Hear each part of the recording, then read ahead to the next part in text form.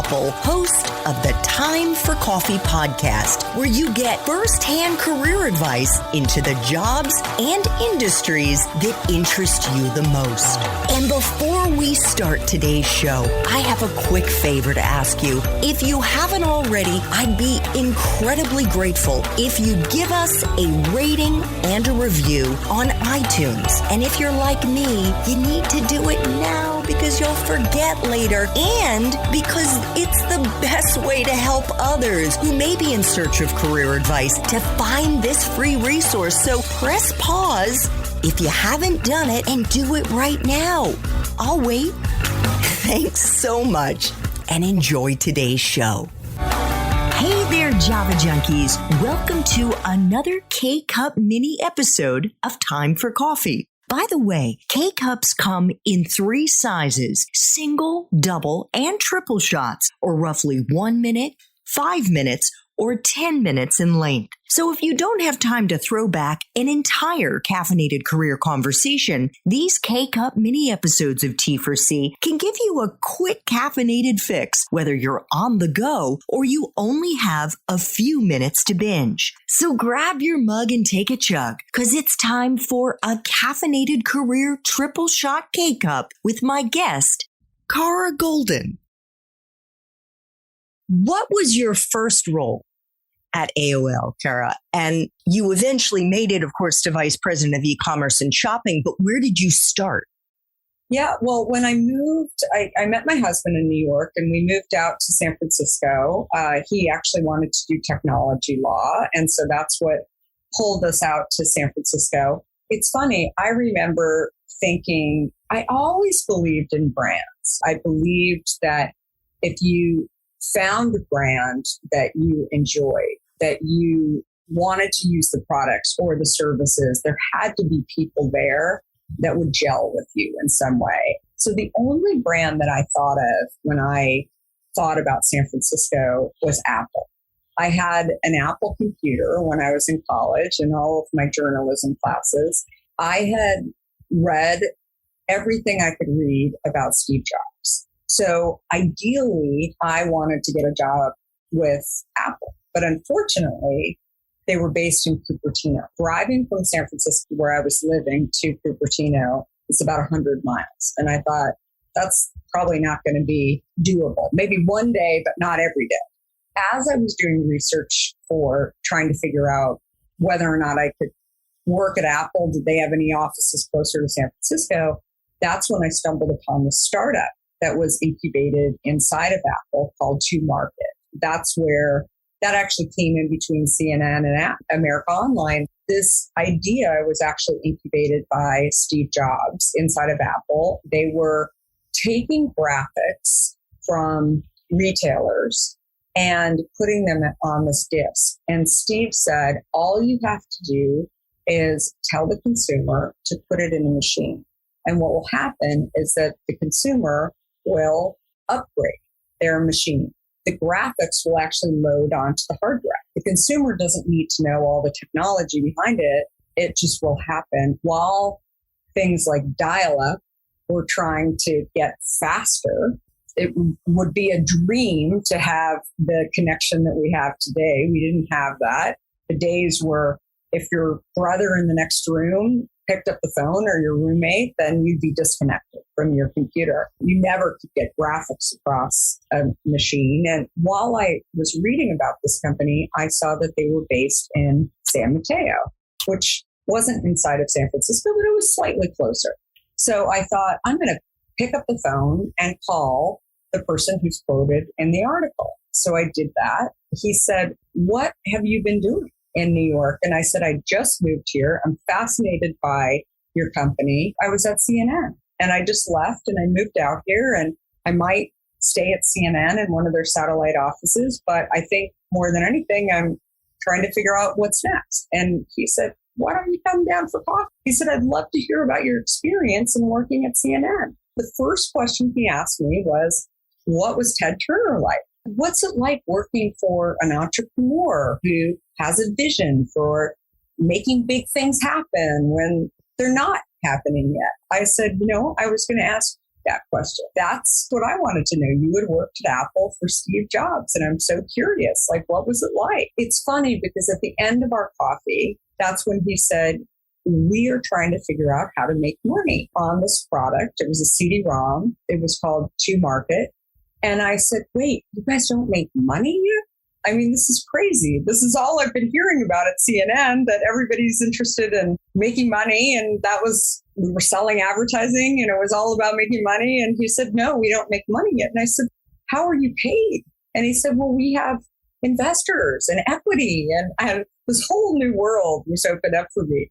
And so one of the investors was America Online. When I left the office, he sort of soft asked me if I'd be interested in joining. And I thought, what in the world would I do? I'm not an engineer. I'm not a product manager. I know nothing about this other than the fact that I'm a consumer and I love to shop and I know who the retailers are that we should get on this disc. The rest is history. And about a year and a half later, America Online acquired us. They were an investor. And that's how I got to AOL. And so I was essentially doing what I was doing for running all the business development for this company To Market for America Online, just on a larger scale. And it's funny when I think back on that role, I mean, nobody thought that e-commerce, we called it, not direct to consumer, nobody thought that it was going to be happening. This is, by the time when AOL ended up acquiring us, it was 1996-ish, early 97. We were running around, going out to retailers, trying to get them to be on this online service that consumers were paying to be a part of. I didn't even have any budget or revenue numbers. And when I first got there, I mean, it was just go out and sell and try and get people to be a part of this. And then 7 years later, it was $1 billion in revenue to AOL. And as you mentioned, all my former companies came together in one, including my husband was an attorney at Netscape. And so his company all came together. It was crazy. That was what I was doing and what I was busy doing. I mean, little did I know that those were the early days of direct to consumer and very historical in so many ways. But when I was living it, I had no idea. One of the things that really jumps out to me, Cara, as you talk about your courage in reaching out to people you didn't know, and the fact that you were researching before you ended up reaching out to some of these folks, it makes me think about the importance of transferable skills. And it's so easy for people to focus on the fact, once you did get into the beverage industry, that you'd never been, quote unquote, an entrepreneur. But you had lots of transferable skills. I'd love you to talk about how majoring in journalism and maybe some of these prior jobs that you had in the media and in tech helped you crack the code on one of your early big challenges at Hint that involved extending the shelf life of Hint to 18 months, which was like mind-blowing for someone to consider doing without using preservatives.